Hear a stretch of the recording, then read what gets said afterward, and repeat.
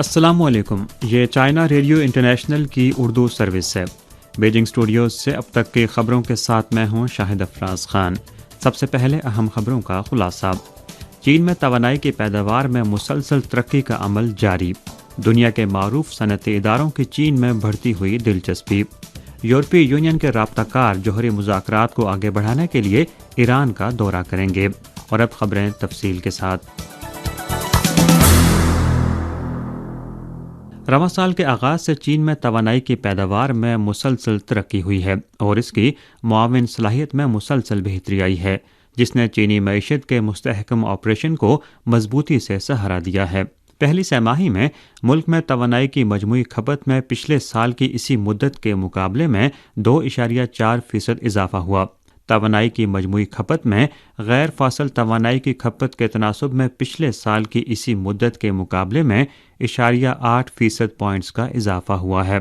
सब्ज़ और कम कार्बन सनती पॉलिसियों में मुसलसल बेहतरी के साथ पहली छमाही में चीन में नई तवानाई, हाइड्रोजन तवानाई और नई तवानाई ज़ख़ीरा करने जैसी नई सनतों की तरक्की में तेज़ी आई है। बड़े wind power, photo voltaic plants और जदीद न्यूक्लियर पावर जैसे कई बड़े मंसूबों की तामीराती सरगर्मियां यक्के बाद दीगरे शुरू की गई हैं। पहली छमाही में मुल्क भर में चार्जिंग के नए इंफ्रास्ट्रक्चर में गुज़िश्ता साल की इसी मुद्दत के मुकाबले में 4.6 गुना इजाफा हुआ है। इस वक्त नई तवानाई वाली गाड़ियों की मजमूई पैदावार और फ़रोख्त में भी पिछले साल की इसी मुद्दत के मुकाबले में 1.4 गुना इजाफा हुआ है। नेशनल एनर्जी एडमिनिस्ट्रेशन के मुताबिक रवां साल तवानाई के करीदी मंसूबों में सरमायाकारी में पिछले साल की इसी मुद्दत के मुकाबले में तकरीबन 10% इजाफा होगा, जो तवानाई की आला म्यारी तरक्की के फ़रोग़ के साथ साथ चीनी मईशत को मजबूत क़ुव्वत फराहम करेगा। मारूफ स्विस सनती इदारे ABB ग्रुप के चेयरमैन पीटर बोथल ने senate gallon international economic forum के दौरान सिन्हुआ न्यूज़ एजेंसी के साथ एक खुसूसी इंटरव्यू में कहा कि वो चीन की इक़्तिसादी पेशरफ्त के बारे में पुरुमीद हैं और चीनी मार्केट में ABB के इलेक्ट्रिफिकेशन, ऑटोमेशन और रोबोटिक्स के कारोबार में ज़बरदस्त इजाफे के इम्कानात हैं। उन्होंने कहा कि 2022 की पहली छमाही में चीन में ABB के ऑर्डर्स में नुमाया इजाफा हुआ है और ABB चीन की इक़्तिसादी तरक्की के इम्कानात के बारे में पुरुमीद है। याद रहे कि यह इदारा इलेक्ट्रिफिकेशन, ऑटोमेशन और रोबोटिक्स के शोबों में एक अहम कंपनी है जो दुनिया भर के 100 से ज़ायद ममालिक और ख़ित्तों में काम कर रही है। चीन दुनिया में इस ग्रुप के लिए दूसरी बड़ी मार्केट है। सितंबर 2019 में ABB ने बाज़ाब्ता तौर पर शंघाई में अपनी रोबोटिक्स फैक्ट्री का आगाज़ किया, जिसकी पैदावार रवां साल शुरू होने वाली है। पीटर बोथल ने कहा कि ABB इस सरमायाकारी से बेहद मुतमईन है और उन्हें यकीन है कि प्लांट 2022 की दूसरी छमाही में बाज़ाब्ता फ़ाल हो जाएगा। चंद रोज़ कबल CPC की मरकज़ी कमेटी के सियासी ब्यूरो ने मौजूदा इक़्तिसादी सूरत हाल और इक़्तिसादी अमूर पर गौर के लिए एक इजलास मुनक्किद किया। मुतअद्दिद इक़्तिसादी माहिरीन ने 7 तारीख को कहा कि मईशत के इस्तेहकाम और सालाना मतवक्के इक़्तिसादी और समाजी तरक्याती अहदाफ के हसूल के तनाज़ुर में चीन मुस्तहकम बैरूनी तजारत और बैरूनी सरमायाकारी के लिए पुरएतमाद है। चीन आलमी इक़्तिसादी बहाली को फ़रोग़ देने और खुली आलमी मईशत की तामीर में अहम किरदार अदा करता रहेगा। आदाद शुमार से पता चलता है कि रवां साल मार्च के आखिर तक चीन के ज़र मुबादला के ज़ख़ायर 3.188 ट्रिलियन अमरीकी डॉलर्स थे, जो दुनिया में पहले नंबर पर हैं। इसके साथ साथ चीन मसनूआत की तजारत की मजमूई मालियत के एतबार से भी मुसलसल कई सालों से दुनिया में पहले नंबर पर है, जो 2021 में 30% शरह इजाफा के साथ 6.05 ट्रिलियन अमरीकी डॉलर तक पहुंच चुके हैं।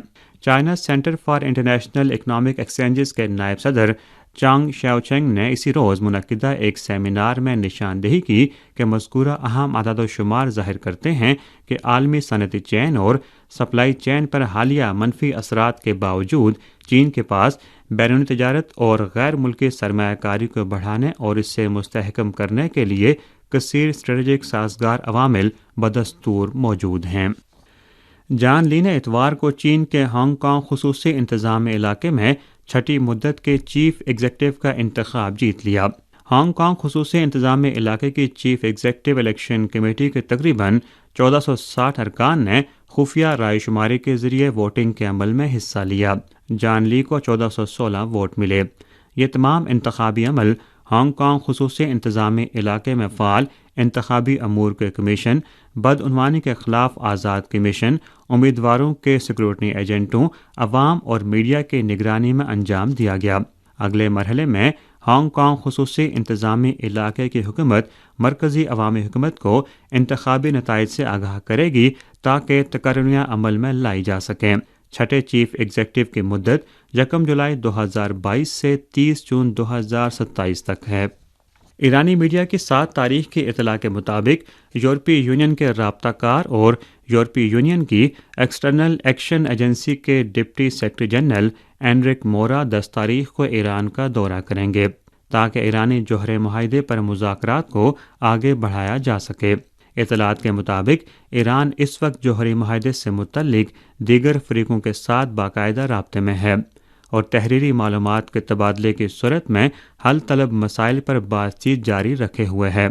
यूरोपीय यूनियन के नुमाइंदे आला बराए खारजा अमूर और सलामती पॉलिसी जोसेफ बोरेल ने 7 तारीख को एक मीडिया इंटरव्यू में कहा कि यूरोपीय यूनियन ईरानी जोहरी मुज़ाकरात के तात्तुल को तोड़ने के लिए सख्त मेहनत कर रही है। उन्होंने उम्मीद जाहिर की कि मोरा अनकरीब ईरान का दौरा करेंगे। 7 मई को स्वीडन के दारकूमत स्टॉकहोम में सैकड़ों अफराद ने स्वीडन की नेटो में शमूलियत की मुखालिफत की। मुजाहिरीन ने कहा कि नेटो मुल्क को अमन की जानिब नहीं लेकर जाएगा बल्कि यह जंग का बायस बनेगा। कुछ मुजाहिरीन के नज़दीक नेटो में शमूलियत से मुतल्लिक स्वीडन की बहस इंतहाई यकतरफा है। मुल्क में नौजवानों की अक्सरियत नेटो में शमूलियत के खिलाफ है। मुजाहिरीन के नज़दीक नेटो में शमूलियत वो राह नहीं है जिसकी उन्हें तलाश है। इन मुजाहरों का एहतमाम स्टॉकहोम लेफ्ट यूथ ग्रुप और से नो टू नेटो तंजीम ने किया था। मिस्री फ़ौज ने 7 तारीख को कहा कि इसी रोज़ मिस्री सिक्योरिटी फोर्सेस और दहशतगर्दों के एक ग्रुप के दरमियान जज़ीरानुमा सीना में फायरिंग का तबादला हुआ जिसमें 11 फ़ौजी अहलकार हलाक और 5 फ़ौजी ज़ख्मी हो गए।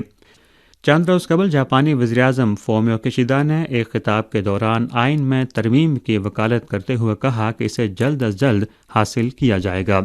इसके बाद उन्होंने बरतानिया के अपने दौरे के दौरान कहा कि कल का मशरकी एशिया यूक्रेन बन सकता है। उन्होंने कहा कि जापान और बरतानिया जापानी सेल्फ डिफेंस फोर्सेस और बरतानवी फ़ौज के दरमियान बाहमी रसाई से मुतल्लिक उसूली इत्तफाक राय तक पहुँच चुके हैं। रवां साल जापान के अमन आइन के निफाज की 75वीं सालगिरह मनाई जा रही है। ताहम जापानी सियासतदानों की कार्रवाइयों का एक सिलसिला जाहिर करता है कि वह अमन पसंदी के रास्ते से मुसलसल हट रहे हैं। जापानी रहनुमा अक्सर बैरूनी खतरात को बढ़ा चढ़ाकर पेश करते हुए अमन पसंद आइन की बंदिशों को तोड़ने की कोशिश करते हैं ताकि जापान को एक कौमी दिफाई कुव्वत कायम करने और सफारती जंग में हिस्सा लेने का हक हासिल हो। 75 साल कबल दूसरी जंग अजीम में जापान की शिकस्त के बाद एक नया आइन जारी किया गया था। आइन में वाज़े तौर पर कहा गया है कि जापान जंग की शुरुआत करने और आलमी तनाज़ात के हल के लिए ताकत के इस्तेमाल को हमेशा के लिए तर्क कर देगा। इस मकसद की खातिर जापान ज़मीनी, बहरिया, फ़ज़ाइया और दीगर जंगी ताकतों को बरकरार नहीं रख सकता है। इसलिए जापान के नए आइन को अमन पसंद आइन भी कहा जाता है। 2007 में आबे शिंजो की हुकूमत ने आइनी तरमीम को फ़रोग़ देने के लिए पहला कदम उठाया। मौजूदा वज़ीर-ए-आज़म किशिदा के बरसर इक़्तिदार आने के बाद वो बारहा इस बात का इजहार कर चुके हैं कि मुतल्लिक़ा एजेंडे को आगे बढ़ाया जाएगा। रूस और यूक्रेन के दरमियान मौजूदा तनाज़े से ऐसा लगता है कि जापानी सियासी क़ुव्वतों को आइन में तरमीम का एक नया बहाना मिल चुका है। वो सलामती के माहौल में होने वाली तब्दीलियों को बेसब्री से बढ़ा चढ़ाकर पेश करते हैं और ये तासुर देते हैं कि सिर्फ आइन में तरमीम की सूरत में ही जापान की सलामती वगैरह की ज़मानत दी जा सकती है। बैरूनी दुनिया ने देखा कि फोमियो किशिदा के हाल ही में अख्ताम पजीर होने वाले 6 मुल्की दौरे के दौरान बहुत सारे एशियाई ममालिक ने इन नाम नहाद बैरूनी ख़तरात पर मोहतात रद्द-ए-अमल का इजहार किया जिन्हें जापान बढ़ा चढ़ा कर पेश करता है। इससे जाहिर होता है कि एशियाई ममालिक मुश्किल से हासिल शुदा अमन की कदर करते हैं। जापानी हुकूमत को अंदरूनी और बैरून मुल्क अमन पसंद अवाम की आवाज़ों को सुनना चाहिए। तारीख के असबाब से सबक सीखते हुए पुरअमन तरक्की की राह पर गामजन रहना चाहिए। इसी के साथ खबरें ख़त्म हुईं।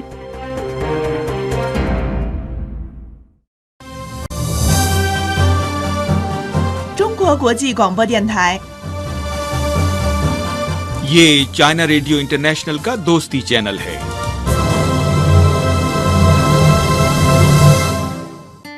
सुनते हो तो CRI को सुनिए, चलते हो तो चीन को चलिए। यह है हम सबका रेडियो, चाइना रेडियो इंटरनेशनल।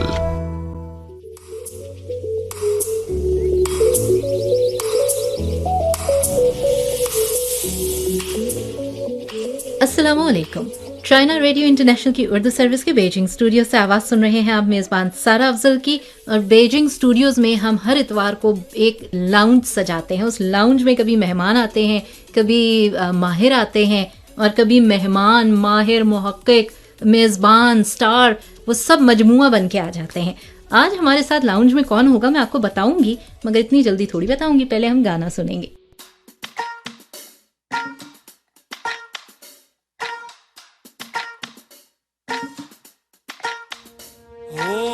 ਜਦੋਂ ਦਾ ਤੂੰ ਤੱਕੇ ਆਏ ਹੋਇਆ ਬੁਰਾ ਹਾਲ ਵੇ, ਜਦੋਂ ਦਾ ਤੂੰ ਤੱਕੇ ਆਏ ਹੋਇਆ ਬੁਰਾ ਹਾਲ ਵੇ, ਦਿਲ ਮੇਰਾ ਚਾਹੁੰਦਾ ਹੁਣ ਰਵਾਂ ਤੇਰੇ ਨਾਲ ਵੇ, ਦਿਲ ਮੇਰਾ ਚਾਹੁੰਦਾ ਹੁਣ ਰਵਾਂ ਤੇਰੇ ਨਾਲ ਵੇ। ਦਿਲ ਨੂੰ ਦਿਲ ਦੀਆਂ ਲੱਗੀਆਂ ਨੇ ਮਾਰਿਆ, ਦਿਲ ਨੂੰ ਦਿਲ ਦੀਆਂ ਲੱਗੀਆਂ ਨੇ ਮਾਰਿਆ, ਸਾਨੂੰ ਜਨਮਾਂ ਯਾਦ ਰੀ ਠੱਗੀਆਂ ਨੇ ਮਾਰਿਆ। ਹੋ ਸਾਨੂੰ ਜਨਮਾਂ ਯਾਦ ਰੀ ਠੱਗੀਆਂ ਨੇ ਮਾਰਿਆ, ਸਾਨੂੰ ਜਨਮਾਂ ਯਾਦ ਰੀ ਠੱਗੀਆਂ ਨੇ ਮਾਰਿਆ। ਤੇਰੇ ਨੈਣਾਂ ਦੀਆਂ ਖੇਡਾਂ ਹੀ ਕਮਾਲ ਨੇ, ਦਿੰਦੇ ਨੇ ਜਵਾਬ ਕਦੀ ਕਰਦੇ ਸਵਾਲ ਨੇ।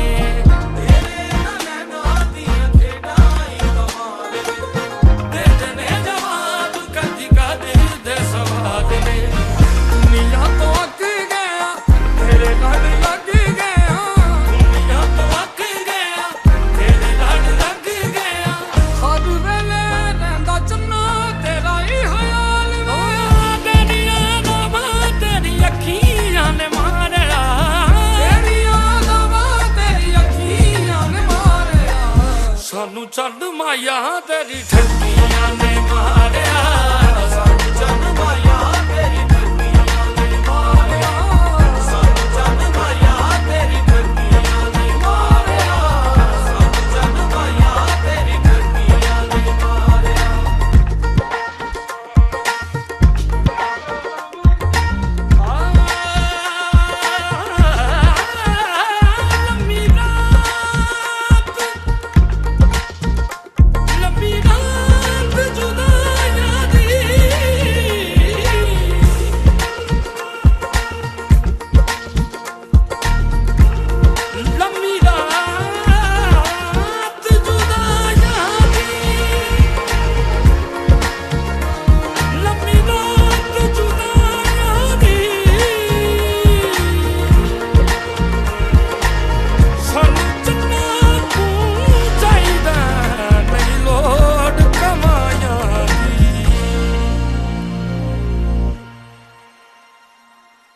ਇੱਕ ਵਾਰੀ ਜਾਵੇਂ ਫਿਰ ਮੁੜ ਕੇ ਤੂੰ ਆਉਣਾ ਨਹੀਂ, ਸਾਡੇ ਵੱਲ ਮਾਇਆ ਫਿਰ ਫੇਰਾ ਤੂੰ ਤੇ ਪਾਉਣਾ ਨਹੀਂ। ਇੱਕ ਵਾਰੀ ਜਾਵੇਂ ਫਿਰ ਮੁੜ ਕੇ ਤੂੰ ਆਉਣਾ ਨਹੀਂ, ਸਾਡੇ ਵੱਲ ਮਾਇਆ ਫਿਰ ਫੇਰਾ ਤੂੰ ਤੇ ਪਾਉਣਾ ਨਹੀਂ।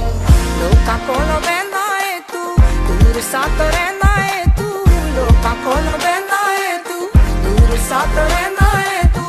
ਕਹਿੰਦੇ ਲੋਕੀ ਲਾ ਕੇ ਤੋੜ ਨਿਭੇਂਦਾ ਨਹੀਂ, ਤੇਰੇ ਬਾਰੇ ਖਬਰਾਂ ਏ ਪੱਕੀਆਂ ਨੇ ਮਾਰਿਆ, ਤੇਰੇ ਬਾਰੇ ਖਬਰਾਂ ਏ ਪੱਕੀਆਂ ਨੇ ਮਾਰਿਆ।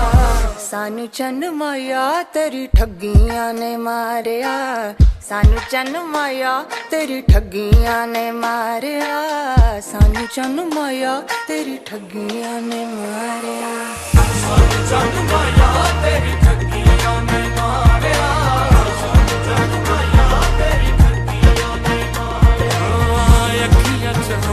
ਤੇਰੀ ਬੁੱਢੀਆਂ ਤੇ ਨਾ ਵੇ, ਇੱਕੋ ਵਾਰੀ ਦਿਲ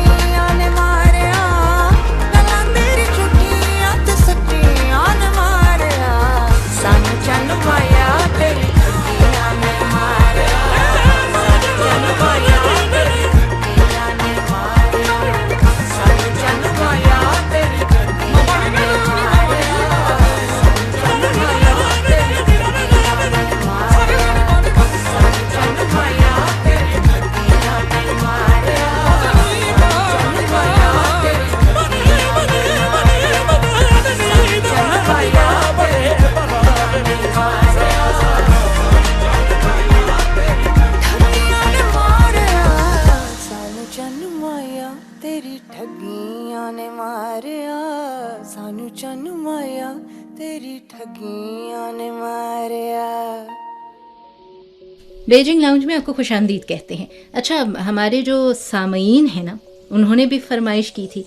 उन्होंने कहा एक स्टार हैं, अगर आप उनको बुला लें अपने स्टूडियोज में तो क्या बात हो जाए। मैंने सोचा अब स्टार हैं तो पता नहीं वक्त होगा उनके पास के नहीं, तो मैंने उनसे ना सहेली बन के बात की। मैंने कहा स्टार के पास तो शायद टाइम ना हो, पर जो हम कोलीग्स हैं और दोस्त हैं हमारे पास वक्त निकल आएगा। सो मैंने इफ़त को पूछा, आप तिब्बत से वापस आ गई? अस्सलाम वालेकुम। वालेकुम अस्सलाम मेरे प्यारे प्यारे दोस्त, कैसे हैं आप? आपके दोस्त बेहतरीन हैं और आपकी तमाम वीडियोस को न सिर्फ देख रहे थे बल्कि हर प्रोग्राम में हमें बताते थे कि अच्छा जी वो वहाँ गई हुई थी, बहुत अच्छा लगा, उनसे ये भी पूछना है वो भी पूछना है। मैंने कहा चलिए आती हैं वो तो उन्हें पकड़ के ले आते हैं। जरूर जरूर। सबसे पहले तो जो आपका मौसम का सूरत हाल थी ना, वो क्या आप लगता बहुत ठंड थी वहाँ पे? जी हाँ, जब मैं बीजिंग वापस आई हूँ तो मैंने देखा है कि लोग जो टी शर्ट पहनते हैं लेकिन मैं तो बहुत मोटे जो मौसम सरमा में वो स्वेटर और ये मोटे मोटे क्या कहते हैं जैकेट्स पहनती हूँ।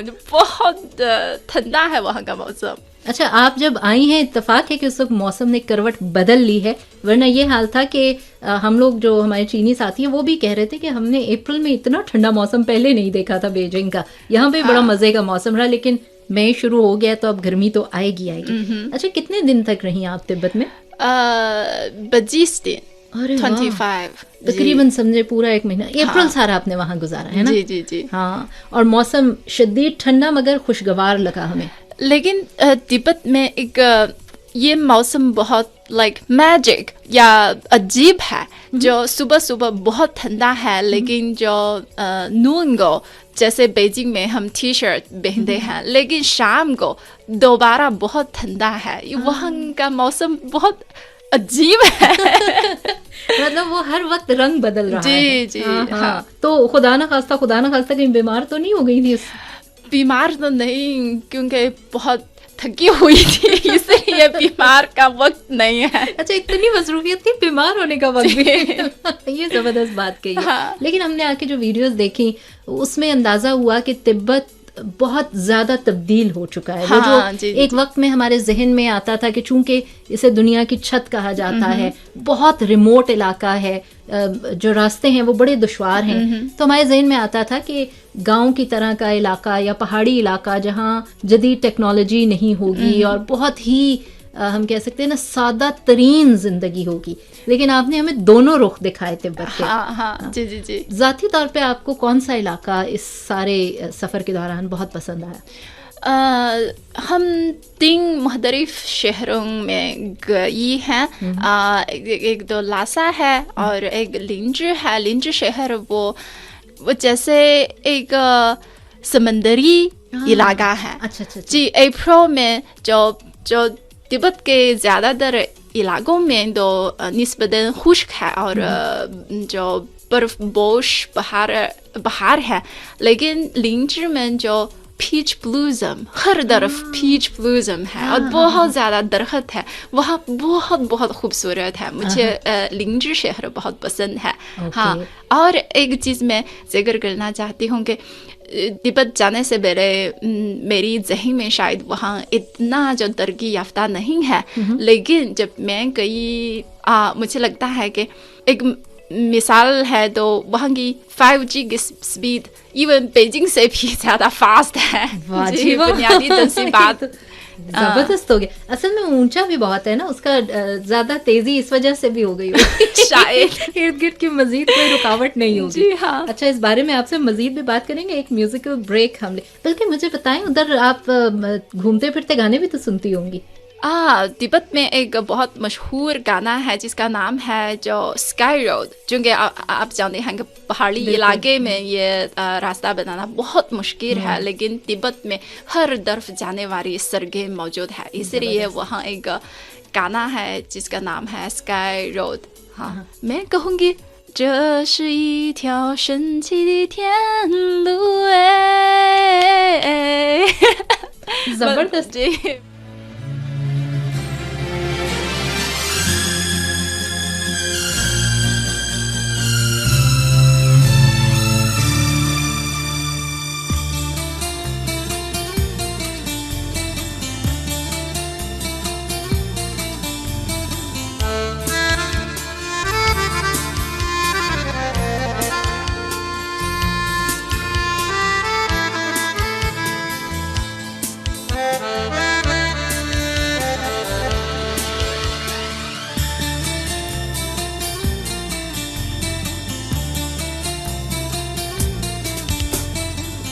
मेहरबान चलो जाने जा चलो है मेरे मेहरबान चलो जाने जा चलो ओ बन जाओ तुम अगर एक बार हम सफर ढूंढे कोई प्यार का आसमां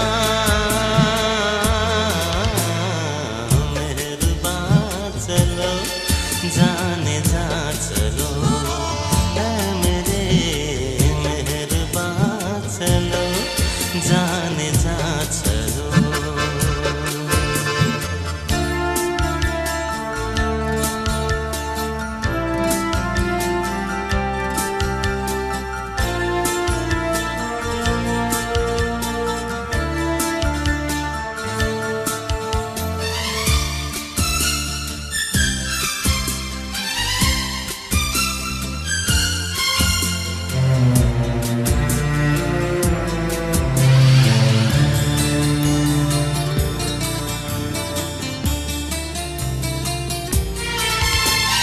कभी तो मिलेगा कहीं तो मिलेगा वो जहां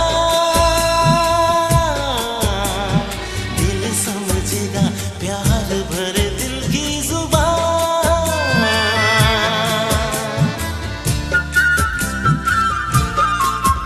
ओ कभी तो मिलेगा कहीं तो मिलेगा वो जहां दिल समझेगा प्यार भरे दिल की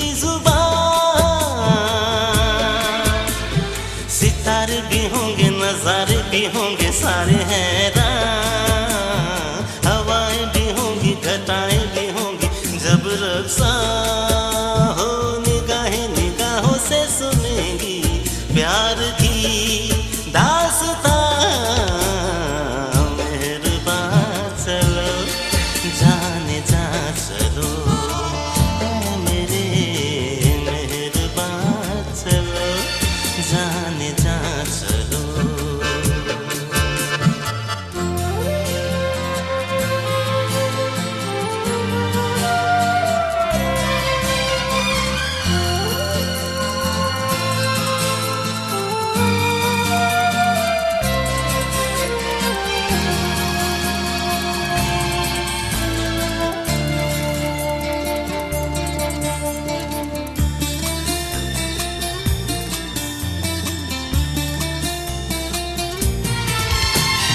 सज गई राहें बहारें मेरी जा खिल गई फिर ना मिलेगी फूलों से भरी रुत ये हंसी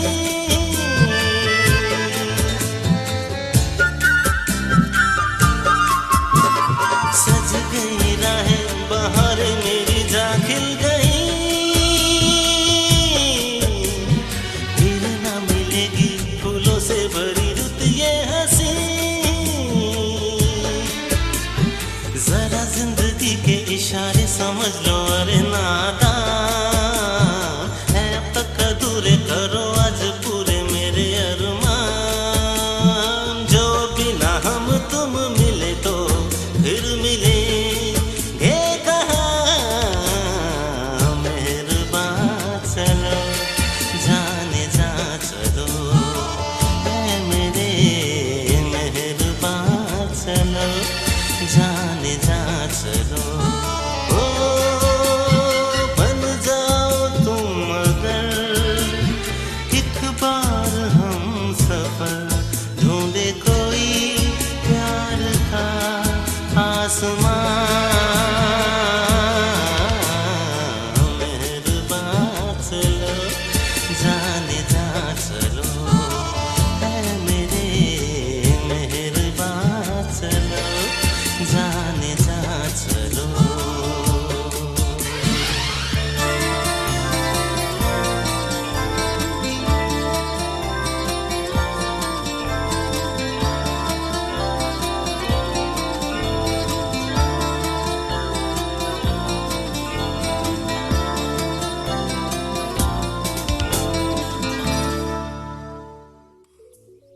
बेजिंग लाउंज में आपको खुशामदीद कहते हैं। मुझे ये बताओ आप कि आपने जिस तरह बताया कि मुझे फ़लाँ इलाके की ये बात अच्छी लगी, फ़लाँ इलाके की ये बात अच्छी लगी, मजमूई तौर पर सयाहों के लिए तिब्बत में सबसे बड़ी कशिश क्या है? तिब्बत एक अमेजिंग इलाका है जो ये कुदरती मनाज़र और जैसे बर्फपोश पहाड़ और फुरुंगा समंदर एक ही तस्वीर में नजर आते हैं। अच्छा। हाँ जी जी जी जी। और इसके अलावा तिब्बती सकाफत भी जैसे जिन भर में दुनिया भर में भी मशहूर है ना। हम सुनते हैं पुदाला पैलेस, वो दुनिया की छत पर मोती या पर्ल कहा जाता है। हाँ हाँ हाँ, वो इसकी जो संगरुंग सार की तारीख है और ये तर्ज़े तामीर भी जो तिब्बती स्टाइल है। और एक जो हर साल तकरीबन कई करोड़ लोग वहाँ आते हैं। हाँ। जी जी। और वाकई इसके बारे में अक्सर हमने सुना है, जो वर्ल्ड हेरिटेज है उसमें भी इसका तस्करा मौजूद है। जी जी जी। एक और बात मैं जिक्र करना चाहती हूँ कि मैं तिब्बत में एक बहुत अजीब सा लेकिन बहुत अमेजिंग होटल देखा है। मतलब है कि चूँकि हम जानते हैं कि ये तिब्बत की औसत बुलंदी बहुत ज़्यादा है, तकरीबन 4000 मीटर है। और वहाँ रात को स्काई देखना या सितारे देखना इंतहाई बहुत खूबसूरत है ना। इसीलिए वहाँ एक खुसूसी होटल है जिसके ऊपर ये शक्ल पाबो की शक्ल है और इसके ऊपर बिल्कुल जो क्या कहते हैं, शीशे का बना, शीशी के की तरह है। इसीलिए रात को जब हम ये होटल नामी कमरे में रहते हैं, ये बराह रास्त हम स्काई सितारे को देख सकते हैं। जबरदस्त, दिल चाहता होगा हाथ बढ़ा के पकड़ लेंगे। बहुत, ये तो आपका एक दिलचस्प तजुर्बा भी हो गया वहाँ पर जानने का। अच्छा, और इसके अलावा जो तिब्बत के देहात हैं उसके बारे में हमने जो सुना है, सयाहों से जाना है, वो ये कि जनाब वहाँ पर जो एक मखसूस जानवर है तिब्बत का, याक, वो है। और वो सयाहों के लिए बड़ी दिलचस्पी का बायस होता है क्योंकि मेरा नहीं ख्याल कि याक इतनी तादाद में कहीं और पाए जाते हैं। हाँ जी जी जी। जो दुनिया भर के 95% याक जिम में मौजूद है। और ज्यादातर याक तिब्बत में मौजूद है। और वहाँ एक खांती है, जो बुरी खांती में ये लोग याक की परवरिश करते हैं। हाँ जी, खास तौर पर जी। और यहाँ का पूरा जिस्म खजाना है, जो फर है ना, और ये इस गोश्त भी हम खा सकते हैं ना। और ये फर हम शायद क्लोथ लिबास बना सकते हैं। और इवन एक बहुत दिलचस्प सूरत-ए-हाल है, वहाँ गोबर भी खजाना है। अच्छा ठीक है। वो मतलब इससे ये तवानाई एनर्जी के लिए इस्तेमाल करते हैं। एनर्जी यानी आग लगाने के लिए इस्तेमाल करते हैं, क्योंकि तिब्बत में बहुत सर्दी है, आम लोग वो इस्तेमाल करते हैं। इसके अलावा वो दीवार पर भी लगाते हैं और ताकि दीवार को ज्यादा मजबूत हो सकता है। और जिस तरह हमारे यहाँ गाँव देहात में गाय भैंसें होती हैं तो उनके गोबर के भी उपले बनाए जाते हैं, चपटे चपटे गोल से, और फिर उनको आग में वो इस्तेमाल होते हैं। और वहाँ गोबर के मुख्तलिफ शक्ल भी मौजूद है। बहुत दिलचस्प बात है, वहाँ गोबर बनाने के लिए भी मुख्तलिफ सांचे हैं। अरे वाह, मतलब इनोवेशन, फूलों की शक्ल में। ये तो वाकई में एक इनोवेशन हो गई ना। उन्होंने कहा ऐसे थोड़ी जाने देंगे, इसमें भी स्टाइल होना चाहिए। अच्छा, याक जो है बड़ा भारी भरकम जानवर होता है और ज़रा दौड़ता भी उस तरह से नहीं है, लेकिन इसको पालना जो है वो चरागाहों का इलाका है जिधर ये पाला जाता है। तो हमने ये सुना है कि जो याक का दूध है वो भी बहुत ग़िज़ाइयत वाला है। जी जी। और चूँकि याक सिर्फ बहुत जो ऊंचे इलाके में रहते हैं और वो सिर्फ बहुत जो नायाब घास खाते हैं, इसलिए इसके गोश्त, इसके दूध बहुत कीमती है। और वहाँ मुझे एक बहुत दिलचस्प जो सिचुएशन दरियाफ्त की है, क्योंकि याक हर याक के अपनी आईडी कार्ड है, अच्छा, अपना आईडी कार्ड है, और वो ऑफिस जाते हैं नहीं, हर याक अपना जो आईडी कार्ड है, और इनके क्या पानी पीते हैं, क्या घास खाते हैं, वो जैसे एक चार्ट होता है जो पूरा। बिग डेटा है, डेटा बेस, इनके लिए एक डेटा बेस मौजूद है। हाँ, और वाह। जी, और याक जो क्रॉस होने के वक्त कोई लोगों की ज़रूरत नहीं है, ये टेक्नोलॉजी के ज़रिए, और वो खुद जो बाहर में फ्रीली जाते हैं। हाँ, अरे वाह, अच्छा, मतलब ये जिस तरह आईडी ट्रैकिंग होती है ना, Yes, तो yes. अच्छा, यहाँ पर हम कहेंगे ना टेक्नोलॉजी का इस्तेमाल आ गया कि वहाँ पर मतलब जिस काम के लिए 10 लोग होते हैं, वहाँ पर उस एक आईडी ट्रैक से वो पूरे का पूरा इंतजाम संभाला जाता है, उनकी परवरिश और निगहदाश्त का। जी जी जी। बहुत बेहतरीन बात, आपने तो दिलचस्प बात बताई है। अच्छा, अभी मैं आपसे, आप चूंकि देहात का भी जिक्र कर रहे हैं, यहाँ के शहरों में भी गए हैं, बीजिंग के देहात में भी आपने जाके देखा है, दोनों जगह के देहात में क्या फर्क है? चूंकि तिब्बत में ये मौसम निस्बतन खुश्क है और सर्दी है ना। ऑनेस्टली स्पीकिंग, वहाँ जो मौसम बहुत सर्दी है और हवा भी तेज है, इसलिए यहाँ की जो ज़राअत इतना जो तरक्की याफ्ता नहीं है। सिर्फ एक खुसूसी गंदम की काश्त है। और बीजिंग में ऑफ कोर्स बहुत ज़्यादा मुख्तलिफ जो फसलें मिलते हैं। तो हम कह सकते हैं कि वहाँ की जो देही ज़िंदगी है वो ज़्यादा सख्त है, न सिर्फ मौसम के एतबार से बल्कि ज़राअत के एतबार से, जिसे हम कहते हैं कुदरती वसाइल के एतबार से भी। हाँ। अच्छा, हम आपसे मज़ीद भी बात करेंगे, अभी हम एक और गीत सुनते हैं।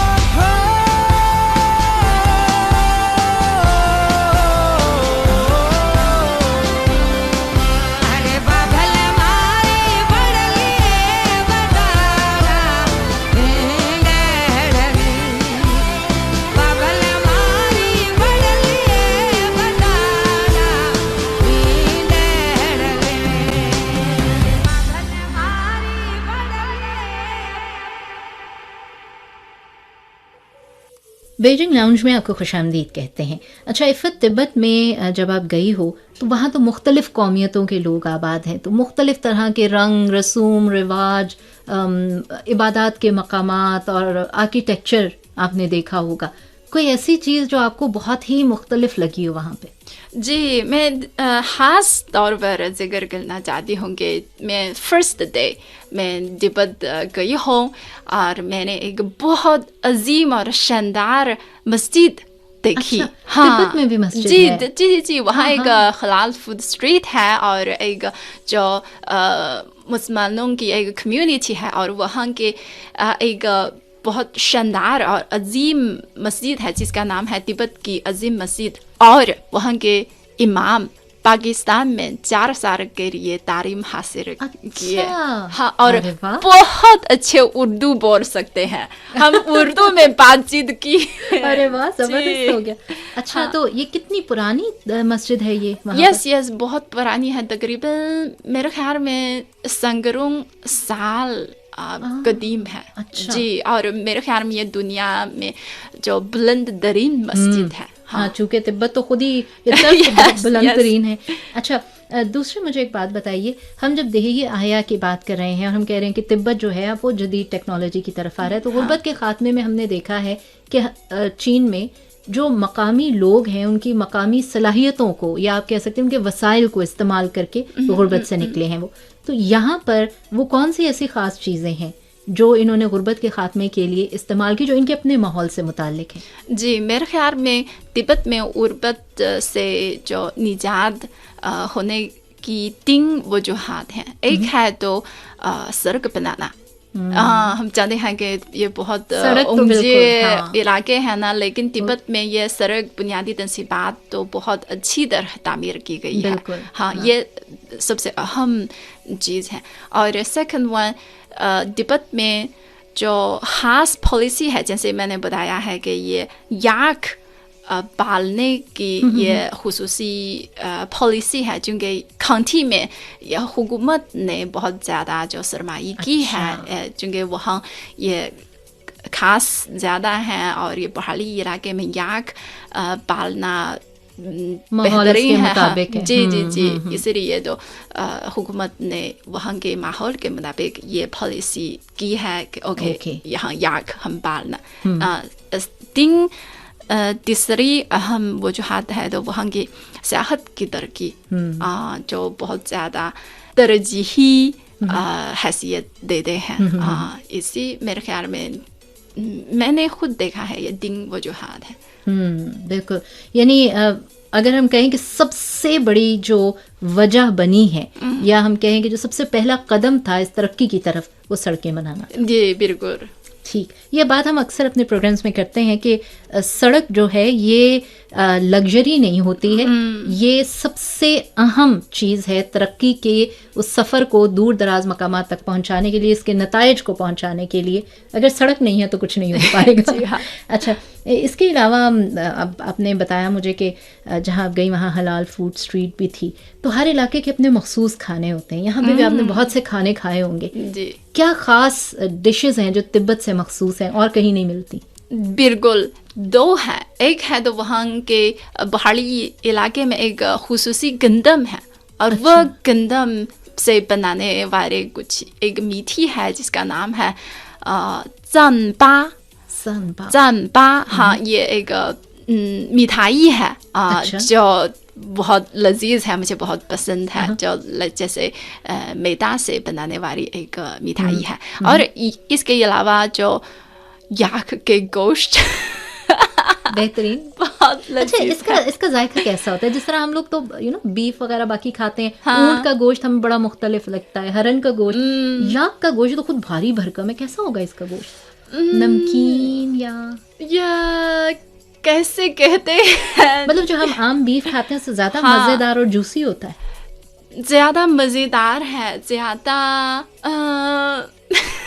ज्यादा जूसी होते हैं, और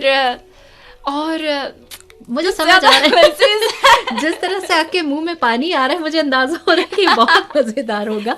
अच्छा, ये खाने पीने की तो बात हुई। वहाँ हमने सुना है कि जो वहाँ के लोग हैं वो ये याक के सींगों से, खाल से मुख्तलिफ चीजें बनाते हैं। इसके अलावा भी बड़े कमाल हैंडीक्राफ्ट्स हैं, वो क्या क्या है? जो तिब्बत में एक खुसूसी किस्म की कारपेंट बहुत मशहूर है। जैसे हम पाकिस्तान में ज़्यादा लोग ये जो कारपेंट इस्तेमाल करते हैं ना, तिब्बत में भी ये सकाफत पाकिस्तान से बहुत मिलती जुलती है। अच्छा। लोग जो जुदे के बगैर है ना, फिर वो शायद ठंडा इलाके है तो वहाँ पे कालीन इसलिए भी बिछाए जाते हैं कि जरा गर्मी रहे, फर्श ठंडा ना लगे। बहुत ज़्यादा इस्तेमाल करते हैं यहाँ, इसीलिए तिब्बत की ये कारपेंट जिम भर में बहुत मशहूर है। ओके, अच्छा, ये जो याक के हम जिक्र कर रहे हैं, ये मैंने सुना है कि याक की जो बाल हैं उनसे भी ये कालीन वगैरह बनाए जाते हैं और कुछ ऊपर पहनने के मखसूस कपड़े हैं। जी, कपड़े हैं, ये स्कार्फ हैं, बहुत ज़्यादा चीज़ है। ओके, तो ये इनकी दस्तकारी भी हुई। आपने अपने बहुत से तजुर्बात हमें बताए हैं, और इसके अलावा जो आप कहेंगे मैं जब तिब्बत याद करूंगी मुझे ये बात ज़रूर याद आएगी। तिब्बत के खूबसूरत कुदरती मनाजर मेरे ख्याल में, हाँ, ये झील है। मौसम के साथ जो झील का पानी की रंग मौसम के साथ के मुताबिक बदलता है। अरे वाह जी। तो आप जिस मौसम में गई तब इसका रंग क्या था?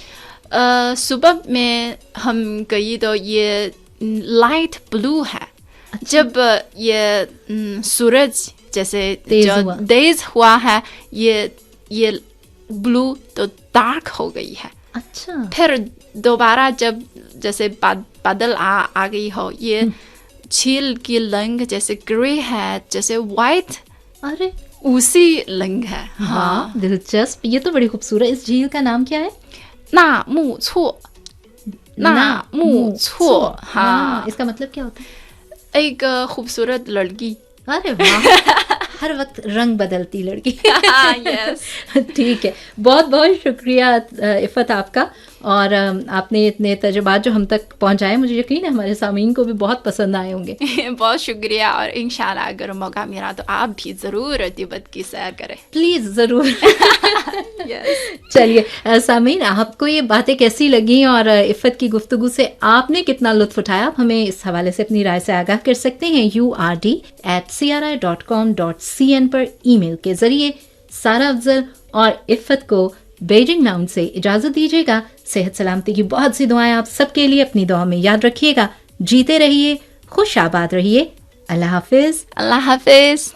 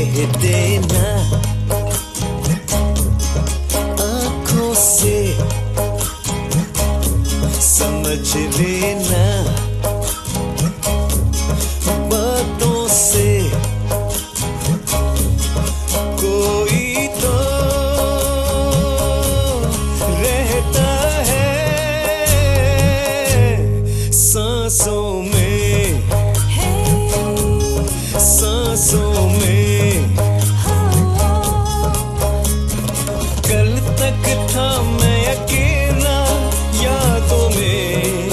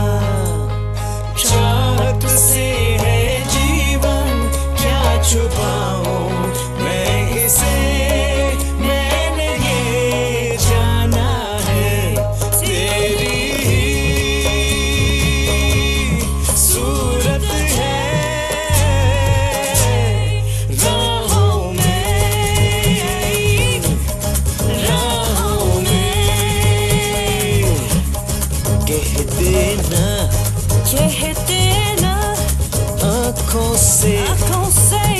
से समझ लेना, बातों से कोई तो रहता है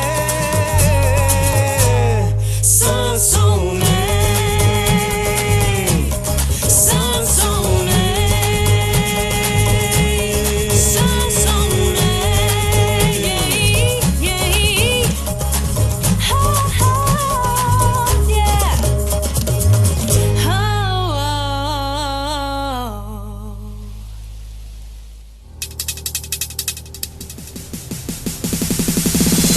FM 98 across the nation.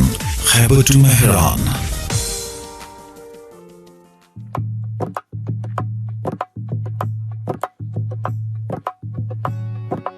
नी इश्क दे पिछे ना पोसिए, नी तू छड़ दे इश्क दा खेड़ा, नी बाला वांगर जिद ना कर, तू इश्क दा राए भेड़ा, ओ शिखर दुपहरों विरोले ते मारू थल दे पेंडे, बरी निजामी कहन सियाने इश्क दा रोग अवेड़ा, नी उठा वाले टुर जाणगे,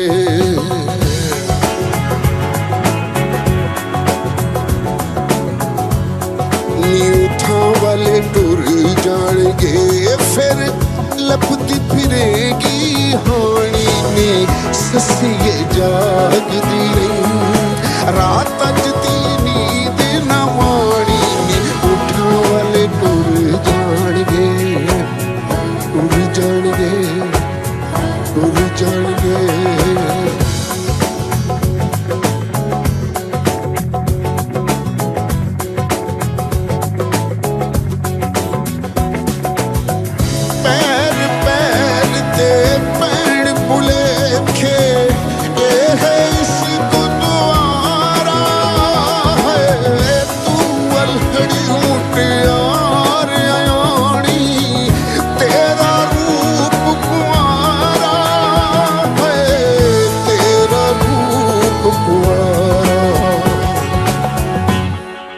फुल्लां जे मुखड़े ते,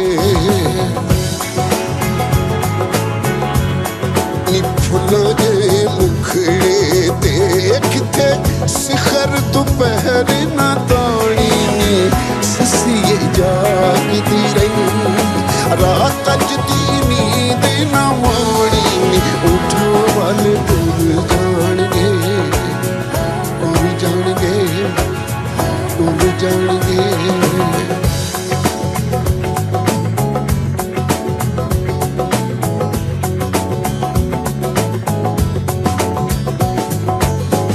बिच चना दे सोहनी डूब गई रात कबाबा वाली है, तेरे नाल भी इंज न होवे रात शराबा वाली है, रात शराबा वाली।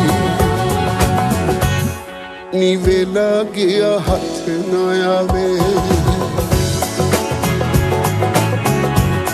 नी वेला गया हथ न आवे, तू वेला आप पछाणी नी ससिए जागदी रही, रात अज दी नींद न माणी नी उठा वाले टुर जाणगे, टुर जाणगे, टुर जाणगे।